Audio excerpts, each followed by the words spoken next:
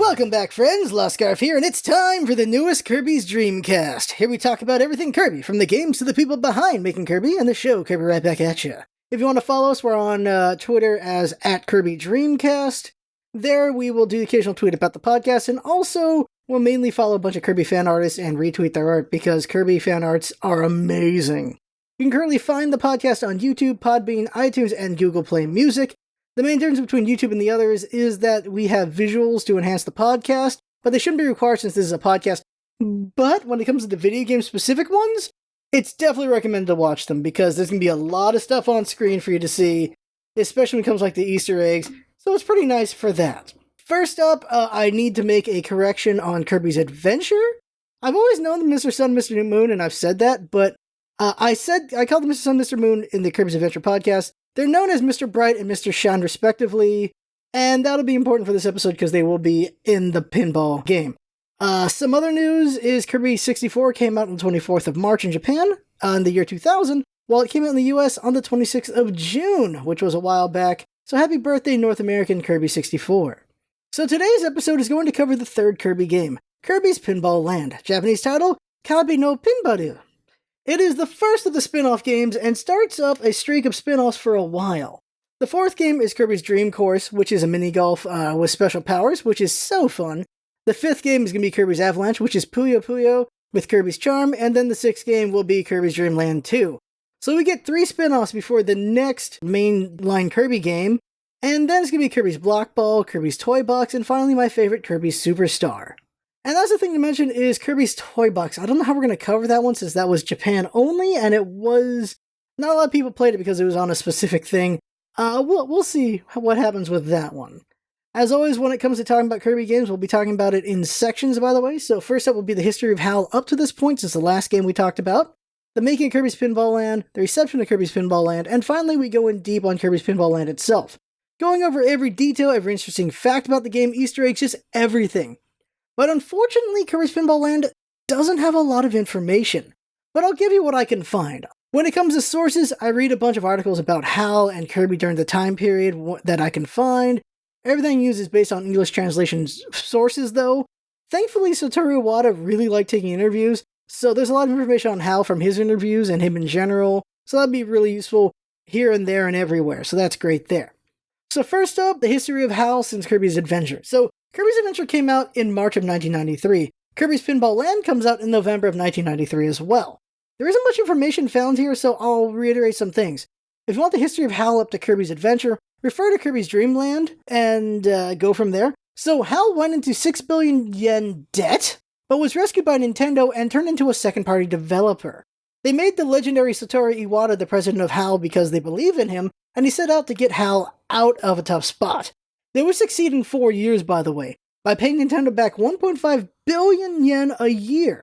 Kirby's Dream Land was a huge success around that time, and put HAL in a good spot, so they moved forward with Kirby sequels and spin-offs to ride that wave. And since, HAL is mostly known for Kirby games, yeah, it really worked out and it's gone very well for them. So Kirby's Adventure came out on the NES, and another project was being worked on at the same time, and that was a spin-off, Kirby's Pinball Land. An unfortunate problem when it comes to the history of this spin-off is finding any information on it. There wasn't a lot of hype or fanfare over this game that I can find, which is unfortunate because it's really good. It looks like most of the focus was on Kirby's Adventure, and then they took a break, especially because Masahiro Sakurai didn't work on this game. His next major credit for Kirby won't be until Kirby's Superstar. That's right, he didn't work on Dreamland 2, he didn't work on any of the spin-offs, he didn't come back to this until Superstar. That is quite a bit of time. So the credits for Kirby's Pinball Land are as follows. The staff are Takao Shimizu, which is the producer, Tadashi Ikegami, which is sound composer, Shigeru Miyamoto as producer, Kei Nakajima as staff, Tetsuya Mochizuki as staff, Satoru Iwata as producer, Shoshiki Suzuki as programmer, and Shinichi Shimomura as designer. Now that's the important one to mention is Shinichi Shimomura will be an important name to remember because he will later become director of some of Kirby's games, taking Sakurai's place. We'll have to do an episode on him someday as well, because we're going to do an episode on Sakurai and on Iwata, and we gotta do one on him for sure. He was also the map designer of Kirby's Adventure, and will be the map designer of Kirby's Dream Course. Essentially, most of the early Dark Matter stuff is his doing as well. Kirby's Pinball Land was actually HAL's third pinball game. Their previous pinball games were Rollerball and Revenge of the Gator. I actually own Revenge of the Gator, and it was a very fun game for its time. I remember playing it and remember it fondly. Kirby's Pinball Land has clear influences from that game, by the way, and I'll go into more detail about Kirby's Pinball Land soon, but the obvious influences are the multi-screen tables, screen objectives to get to the next screen, bonus games, means of blocking the gutters and drain, dancing Gators Kirby's, and unlocking and playing bonus games. Gator only had one stage with 4 screens, while Kirby's Pinball Land has 3 stages with 4 screens, and then there's a final boss screen with King Dedede, and there's a boss screen with each of these screens as well. So each stage has like 5 screens out of the 3, and then King Dedede has just his boss screen. So you get a lot there. That's about 16 screens of pinball action. That's a lot. That's pretty good. I'm actually surprised there's no Gator Easter eggs, by the way, in this game. So that's where we are with HAL until Kirby's Dream Course on the SNES in 1994. You can see how heavily they relied on Kirby to save HAL, by the way, just from seeing just what their game list is. And by the way, yeah, Kirby's Dream Course is the first SNES game for Kirby. My memory, that I falsely remembered, was that the first game was Kirby Superstar, but I'm wrong. It's actually Kirby's Dream Course, which is another game I love, so I can't wait to talk about that one when it comes up.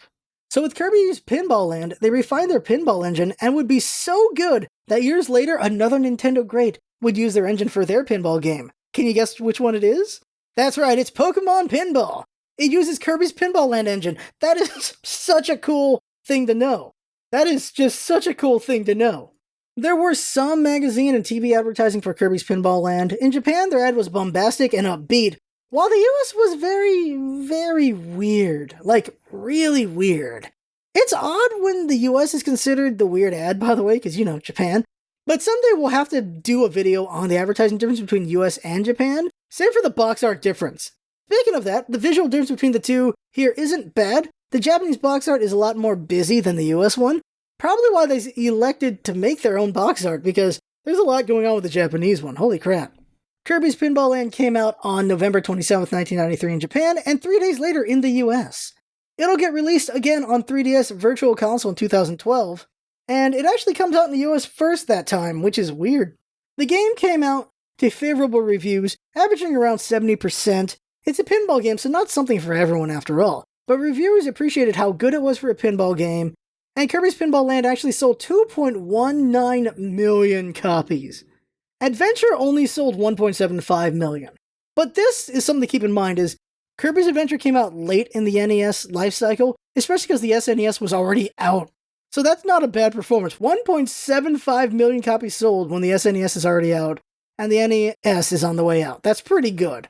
Also, the Game Boy was a beast for its time. It was the first portable gaming console, and keep in mind, this is pre-Pokemon by 3 years. That game would make the Game Boy even more popular. Holy crap. So before we dive into the game, let's talk about the box and game manual. Here's what the back of the box said. Worlds of pinball, fun in the palm of your hand. Choose your world and take aim. Kirby will be launched into the fast-paced dangers of uncharted worlds, but you can help him face his foes head-on. It's a pinball race to check out each new world's surprises, enemies, and pitfalls. Flip Kirby in battles against lethal eyeballs, a shooting tree, and mace-swinging maniacs. Take aim and leap to new worlds. There's no mace-swinging enemies in this game, so sometimes the US side of things didn't seem like they played the game in depth, I guess? The lethal eyeball is definitely Kracko, shooting tree is Wispy, and I guess the mace swinging is Piper Bros Sr.? Like, he throws balls, so I'm guessing they only saw the part where he's holding the bomb, and they thought the bomb being thrown was a mace. That's the only guess I've got. Those are 3 bosses in the game, so I guess. Or the mace could be Gordo's? Or they thought King Dedede's hammer was a mace, but that hammer doesn't even show up in the game? I don't know. I have no idea. Now, the manual, and oh man, this is back when manuals were a thing. Game manuals, there's just so many pages. You can actually find this manual online. It's a really cute manual, and it gives you a ton of information. It actually gives you information about every stage. It's really nice. But the color scheme for the book itself is varying shades of pink with white and black. Black for text, of course. And here's what the book says about the game. Welcome to Kirby's Pinball Land. Kirby, your pudgy buddy from Dreamland, is back again on Game Boy. This time the game is pinball, and Kirby will have to face King Dedede and his bosses, who guard the 3 pinball lands. In order to defeat King Dedede and his 3 bosses, Kirby becomes a pinball. This allows him to fight effectively in the pinball lands. each a magical land with all kinds of tricks and bonuses. How high can you score? Can Kirby defeat King Dedede again? Let's find out. Okay, Kirby, turn into a pinball and get ready for a wacky pinball battle. That's the manual. A nice thing about the manual, again, like I said, is that's in depth. It completely explains the layout of every stage and diagrams it too. It's very nice for that. It shows you who the bosses are, and that defeating them all leads to King Dedede. It even explains every detail like how to unlock the means to each area, bonus stage, and advancing the boss fights. If you had this manual, you didn't have to guess how things worked. You knew it. A great thing about the game as well was that you could save your game at any time and come back to play it again later, helping with the gaming on the go, and whenever you have time aspect of Game Boy gaming. So it's time to get into the game, and I'm going to describe the game as a story, because with Kirby as the main character of the story, it should be a lot of fun to just describe it that way. So he's just saying, and this level had these things, it's still going to be like that, but as a story. But before we get there, there's one more thing to mention, that is the title screen Easter egg. And when you start the game, the title screen is up. If you wait long enough, it'll go to the score screen, and the default scores are Zephyra, Fisali, Dendrob, and Gerbera. And these are all references to Mobile Suit Gundam 0083, and these are the names of mobile suits used by the protagonist and antagonist. Them being the GPO-1 Zephrantith, GPO-2 Physalis, GPO-3 Dendrobium, and Gerbera Tetra. There's no way that's Jabra. That's gotta be Jabera. So, Gundam 0083 is not one of the Gundams I've seen. I've seen a bunch of Gundam, not that one. War in the Pocket, I think, is one of my favorite ones. And Wing's also a good one. So, now we're gonna begin the story. Kirby is just walking around in Dreamland when King Dedede shows up and jumps on Kirby's head, which is, mean, but, Kirby forgets pretty quick. He then summons a means to Pinball Land and leaves. Kirby turns into Ball Kirby and follows because there's no way King Dedede is up to not bad things. Eventually, Kirby finds himself in a launch pad with a cannon and 3 warp stars. Kirby can see that each warp star leads to a different pinball land. One defended by Wispy Woods with some helpers like Cappy, UFO, and Kaboo. A land defended by Kracko with Scary and Cloudy. And lastly, a land defended by Papa Bros Sr. with Mr. Frosty and Squishy holding chicks hostage. Not very nice what they're doing there. Kirby decides to see his old enemy Wispy Woods first and blasts into that warp star. So at Wispy Woods, real quick just mentioning, this is the only stage with a unique theme music that's not taken from another game, and we won't really hear this song again until the Kirby Ball Medley, which is performed by the Tokyo Philharmonic Orchestra for the 25th Anniversary Orchestra Concert. It's my favorite one from the game too, so I'm surprised it never gets used again in the future. So at Wispy Woods' table, Kirby first encounters the bottom screen of the table. There he faces off against a floating Mumby, and a strong Kaboo with 3 weak Kaboos on the left side, and then 3 more on the right side of the walls, and a Gordo guarding each set. Kirby notices etchings on the floor. There's Kirby triplets laying, and in the word Warp Star on the etchings as well. Kirby flies off with the help of flippers and goes over to the Kirby etchings, and it makes them stand. Kirby goes over them again, and they raise their arms, and together they summon a Maxim Tomato to block the big drain at the bottom of the table, but only temporarily. Also, if Kirby hits the etchings again and makes them all flat again, the tomato instantly leaves, so Kirby's careful about that. Kirby also finds that if he goes into one of the side lanes that goes to the flippers, it'll create a pump to block the opposing gutter. Kirby then bounces up and hits Kaboo, and it stuns Kaboo but does nothing more. Kirby will need to do something else to move this one. Kirby hits the Gordos and bounces off. There's no affecting them, and the spikes really hurt. So Kirby then hits the Mumbies as they fly around back and forth, and discovers that the more he hits them, the more the word Warp Star is spelled out. So Kirby hits the Mumbies enough time to spell out and get the Warp Star to appear over Kaboo's head. But Kirby just got here. He's not trying to leave. So Kirby goes for the only thing left in the room, the 6 wall Kaboos. Crash! As Kirby hits each Kaboo, they break into pieces, and once Kirby hits all 6, the center Kaboo breaks as well, and Kirby sees a star platform. There, Kirby gets on it, and with the right timing, launches himself up to the next screen. In the middle screen, Kirby sees a very unexpected sight. It's a very big Kirby at the top! And above his head is the word slot. There's 2 Gordos on opposite ends of the table and a big hole behind each. In the center is a slot board that can show Warp Stars, Waddle Doos, Maxim Tomatoes, and Dancing Kirbys. Kirby learns that if he flies into the slot words over the big Kirby, it mixes up the board, and if he gets 3 different things, a UFO flies out from one hole into the other. He also sees that the big Kirby will face each of the 3 slot boards at a given time, and if he bounces into the big Kirby at the right time, it'll change that part of the board. With this knowledge, Kirby gets 3 Maxim Tomatoes, and it summons a UFO with a Maxim Tomato behind it. Kirby hits the tomato and the UFO and now has a drain stopper. With this extra protection, Kirby experiments more and tries to see what the 3 Waddle Doos do. Oh no, it makes the tomato leave! Kirby almost falls through the drain, but recovers. Kirby then goes for the 3 Dancing Kirbys, and the big Kirby puts his arms up in the air. Kirby gets up there and falls into the big Kirby's mouth, who then spits Kirby up into the 3rd screen. There, Kirby is too surprised by the launch and falls back to the middle screen. Kirby figures there's only one thing he hasn't done, and he gets 3 stars. The UFO comes out with a warp star, and Kirby gets on it, and it warps Kirby into the bonus game. Kirby lands into a breakthrough game with pinballs. Here, Kirby splits into 2 and fires himself up at the blocks to break them and try to take out the monster behind the blocks. First, it's a Waddle Dee. After taking him down, the blocks reform and Kirby makes his way and defeats a Broom Hatter. After defeating them, a 1-up appears behind the blocks and Kirby gets that and gets a 1-up, an extra life. Kirby keeps getting at it and just keeps hitting things and knocking them over. But if Kirby falls, he does get another chance because he's actually timed here. Kirby has 60 seconds to break as many blocks as he can and get to the monster behind and make the board again and again and continue the loop as much as he wants, which means Kirby can get a lot of 1-ups here if he's lucky and skilled here. By the way, again, this level is strongly based on a bonus stage in Revenge of the Gator, which is most of the same thing, just a little different. And each block gives progressively more points. Eventually the blocks give bonus points and multiplier points before looping back. And then the 30-second timer runs out, and a warp star appears and Kirby lands into it and warps to the top screen. There, Kirby finds an interesting sight. This time he sees 2 Kirbys opposite of each other in the corners, each holding a twister, and 3 Cappies dancing in the center. A bounder on each side wall of the screen as well, and a Slippy hopping around with an apple. It's really weird. Kirby bounces off the bounders, then goes around the walls to the Kirbys to spin their twisters. Kirby finds that if he spins the twisters enough, the item that Slippy jumps with changes.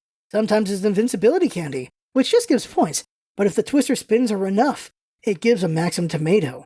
And with the help of that, Kirby focuses on the Cappies in the center. Kirby hits the Cappies and makes them lose their hats. After a while, the Cappies will sink back into their holes and get a hat back. But if Kirby hits them fast enough, which he does this time, he takes down all 3 Cappies, and by making them all hide, a black warp star appears with Slippy. Kirby flies into the warp star and flies off to the first boss battle. Kirby finds himself facing a familiar face. It's Wispy Woods! Kirby bounces and hits Wispy over and over, trying not to fall down the drain where a warp star is waiting to send him back to the top screen. Wispy Woods breathes wind blasts down the center, trying to knock Kirby down to the warp star, and it almost works, but Kirby's able to keep on. He also drops apples at Kirby to block him, but worst of all, Wispy also drops Gordos, and if Kirby misses one, it disables a flipper for a while. Luckily recovers before Kirby falls into the warp star, but it can be dangerous. With enough bouncing and effort, Kirby defeats Wispy Woods and collects a star rod from him. Kirby then does a dance and finds himself back at the board selection. This time there's only 2 warp stars, and instead of a warp star of Wispy's board, there's a sphere that alternates between the letters E, X, T, R, and A. Kirby hits it and sees an X appear on the board. Then Kirby flies into the Krakow warp star. So to explain this, if you spell the word extra, you get an extra ball. So it's another way to get 1-ups. So this is what makes warp stars so useful, is that you can just change to a different board if you get bored of the board you're on, or you use it to just keep going to the stage select so you can keep getting more extra lives. So that's not a bad thing.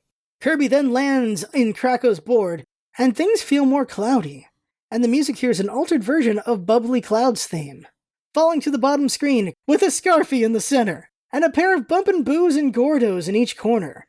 The Gordos float around, and a Bumpin' Boo will float around each one, and then Kirby sees a silhouette of Kirby triplets that are falling from the sky. When Kirby goes over them, he helps them get upright, and by doing so gets a Maxim Tomato to stop the drain to protect him. He then finds that if he hits the Boos, they spell Warp Star. He then crashes into Scarfy until their name is spelled, and Scarfy splits into 3 Scarfies. Kirby finds that if he hits the lower 2, they knock him into the bumpers, which frazzles him, but he realizes that if he hits the top, they knock him up into the next screen. In the middle screen, Kirby sees a big timid version of himself surrounded by clowns. There's 2 Cloudies, one on each wall, and a Nimbus floating back and forth overhead. Kirby finds that when he hits the Cloudies, they summon enemies to hit. So then Kirby decides to try out what he can get from the Cloudies. So Kirby hits a Cloudie and an apple comes out. Kirby's hungry, so he goes right for it. Then the next Cloudie hit makes a Twizzy come out and Kirby smashes that. Then a Gordo, which also gets hit by Kirby, but the spikes surprise and hurt Kirby. Ow. Then a Maxim Tomato to stop the drain. Then a Bronto Burt to smash as well. Then lastly, a warp star comes out, and the big Kirby pulls out their parasol for the warp star to sit on. Side note, eventually the rain and warp can time out, with big Kirby putting their parasol away. Also, warp star takes priority over rain, so if it's raining and you get the warp star, then the rain will stop. So Kirby hops on the warp star and flies into the bonus game. Now this bonus game is interesting. There's a Kirby standing in the clouds and food floating below him. Kirby can be hit by the various foods to feed the Kirby in the clouds. That's Ball Kirby, that is, that hits them. They give points and other bonuses. There's also cake, mint leaves, candy, bombs. Wait, bombs? Oh no! Kirby hit one up and now the other Kirby is eating it and blowing up! Oh good, they recovered. Oh no, Kirby hit another bomb. This isn't so good. After 60 seconds of food fun, Kirby falls into a warp star at the drain and flies to the top screen. Up in the top screen, Kirby sees Mr. Bright floating around at the top with clouds protecting him, and a Chucky hopping around. Kirby hits the Chucky a couple times and gets a Maximum Tomato out of it. Then Kirby goes after Mr. Bright. Whenever he hits the clouds in the way, they leave and go somewhere else, and Kirby has a clear shot to hit Mr. Bright. After 3 hits, Mr. Bright is defeated, and Kirby gets surprised when it looks like night has fallen. Mr. Shine floats in the top left corner and is protected by stars. Chucky gets replaced by Hurley, who bounces around higher than Chucky. Kirby hits Hurley a few times and gets another Maximum Tomato out of them too. Then Kirby breaks the stars in the way and hits Mr. Shine 3 times to defeat him. Finally, a black warp star flies around and Kirby grabs onto it to go fight Kracko. At first, Kirby goes up against Kracko Jr., who spins their ends around really fast and rams at Kirby. Eventually, they slow down though, and it gives Kirby an opening, and Kirby takes it. After smashing Kracko Jr. 4 times, they transform into a fully formed Kracko. The Kracko summons Flappers to attack Kirby and blasts the closest flipper with lightning until Kirby hits Kracko to free the flipper. This keeps up until Kirby finally crashes through Kracko, bursting the cloud and grabbing the key. Kirby then does a dance and warps back to the selection area, where now there's 2 chances to get extra letters, before flying off into Poppy Bros Land. Kirby warps into Poppy Bros Land and falls to the bottom screen, with an altered version of Green Green's theme playing in the background. There he faces off against Mr. Frosty in the center, with a Chili dancing left and right between 2 Gordos overhead. There's also the silhouettes of 3 sleeping Kirbys on the board. Kirby helps these Kirbys wake up and gains a Maximum Tomato for it. Next, Kirby beats up Chili to get a Warp Star. Then Kirby attacks Mr. Frosty, who repels Kirby, but it makes his pants fall, which he has to adjust. Doing this enough times spells out the word Frosty, which then makes Frosty grab Kirby and throw him wherever Kirby times the throw. But Kirby has to be careful, because if he times it wrong, Kirby can be thrown down the drain. Luckily, Kirby gets thrown up to the next screen. In the middle screen, Kirby sees something surprising. There's 2 big Kirbys! There's a stuffed Kirby on the left side who's daydreaming, and a hungry Kirby on the right side who just really wants food. There's a path along a wall behind both of those Kirbys, by the way. And then in the center, there is a big plate with a K, and then under that are 2 Poppy Bro Juniors who put up bombs to get in Kirby's way. So if he doesn't knock the Poppy Bros down fast enough, they get in the way with those bombs, which they'll keep doing, which does get annoying. Kirby finds that if he hits the stuffed Kirby, who's daydreaming about different items, it makes those items appear. So Kirby is able to summon apples, Sparkies, Gordos, Maximum Tomato, Squishy Squid, and a Warp Star from the stuffed Kirby, and very, very rarely, a 1-up. The Gordo hurts Kirby when Kirby summons it, but luckily the hungry Kirby eats it happily, and anything else, so Kirby has to be careful if he doesn't want to feed the hungry Kirby at the wrong time. Kirby gets bonus points if he hits Sparky, and then Kirby summons Squishy and goes for a kill, but instead he gets grabbed by Squishy and gets thrown up into the top stage. Kirby didn't expect this and was totally surprised, and he falls back down to the middle screen. But he then gets a Warp Star out of the stuffed Kirby and grabs onto it to go to the bonus game. Here Kirby splits into 2 balls and fires himself against another Squishy in a game of soccer. So for 60 seconds you have to try to shoot Kirby past a Squishy, who's playing as goalie, and this is my favorite one. This is a really fun one. I like this one a lot. It's just fun. After this fun game, Kirby falls into a Warp Star and flies to the top screen. There he runs into his old enemy, Cluck, who Kirby can beat up over and over and over again until it gets him a Maximum Tomato, and then he just beats him up some more if he wants. There's also 3 eggs in the back, higher up on the screen, with Poppy Bros Juniors slowly marching towards them. Kirby slaps the Poppy Bros Juniors away and cracks open 2 of the eggs, but only partially cracks the 3rd and can't break it open in time before a Poppy Bros Jr. shows up and fixes the egg. The eggs that were opened up reveal chicks who then run into the back. Kirby then cracks open the 3rd and final egg, and that chick leaves as well, and then all 3 chicks come out with items for Kirby. One brings an apple, another brings a bomb, and the last brings out a black Warp Star. Kirby grabs it and flies off to fight Poppy Bros Sr. At the boss stage, Kirby crashes into Poppy Bros Sr. as he hops around and tries to throw bombs to disable the flipper. After 3 hits, Poppy Bros Sr. reveals he's actually 2 Poppy Bros Sr.'s, which is really surprising. And both jump around and throw bombs to disable the flippers together, which means both can get disabled, which would be really bad for Kirby. But eventually Kirby bounces into them and the bombs enough times to make them explode and catches a key and dances. Now with all 3 stages finished, Kirby grabs onto a new warp star and squares off against the final boss, King Dedede. At first, King Dedede is dancing in the center of a spotlight and throws bombs at the flippers to disable them. After enough beating, King Dedede then puffs up and bounces back at Kirby, so now it's a bounce battle. He then summons lightning to shock the flippers. With enough perseverance, though, Kirby eventually knocks King Dedede off the stage. And finally Kirby has conquered all the stages, and goes to give King Dedede a good thrashing. He gave Kirby some trouble. He wasn't up to anything good, and Kirby has now stopped him. But before Kirby can finish off King Dedede, a kaboo crushes Kirby, and all the monsters flee. And UFO leaves as well, but they drop a warp star behind, and Kirby grabs it and goes back to the screen select to stop King Dedede again. And maybe this time it'll be enough. Unfortunately not, it's an infinite loop. So storyline-wise, either Kirby just gets tired of all this, or King Dedede gets tired of getting beat up. I believe the second one. It's an infinite game because, of course, pinball and you want to keep getting your score up, so that's what happens there. And so that is the end of the story. Some random things to mention is this is the fastest speedrun game of any Kirby game, and that speed is 5:45. 5 minutes and 45 seconds, that is. There are cheat codes that you can do for bonus games and boss-only mode, so that's cool that you can do that as well.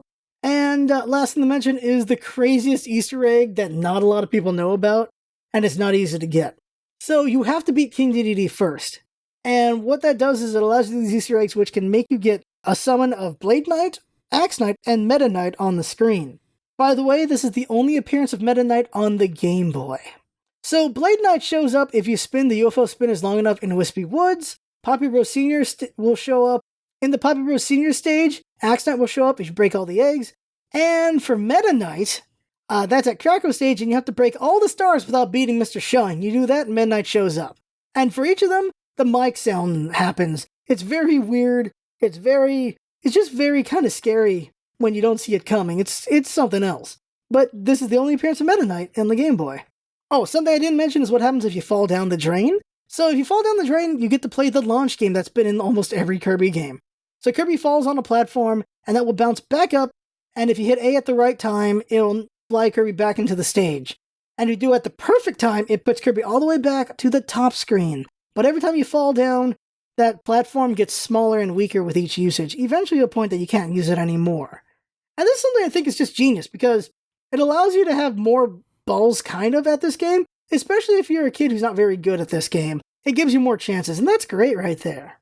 One last thing to mention is that you get a funny Kirby dance every 500,000 points earned. I don't know when the dances repeat, since I've only scored about 3 million, but each one was different and very cute, and I loved it very much. Maybe you can see how high you can get a score to see for yourself, and just see what the dances are. So that right there is everything there is to know about Kirby's Pinball Land. Like, every fact, every Easter egg, every interesting tidbit, I've found everything I could. I spent like a month on this. I spent so much time on this spin-off game. I really like this game a lot, and I'm really happy I get to talk about it. And yeah, I enjoyed it as a kid, I enjoyed it now as an adult, and it's great. I just enjoy it. I kind of wish HAL did more pinball games. I'd love it if we just saw another Kirby pinball game. Why not? That'd be fun. And so now we're at the end of the podcast. If you enjoyed this podcast, please share it with others. And if you listen through iTunes, please give a review. As always, you can find us on YouTube, Podbean, iTunes, and Google Play Music, trying to get on other platforms. Now, when it comes to YouTube, like I said before, there's more visuals there, but we try not to make it that you are required to watch it. But for the game ones, it's probably way better to watch it than only listen to it. But that's it for this podcast. So next episode, we'll cover episode 21 of Kirby's Right Back at You anime, and it's an interesting episode. As always, I had fun talking about Kirby, and I hope you had fun watching and or listening, and that's what it's all about, isn't it? Having fun. Thanks for coming by, and see you next time.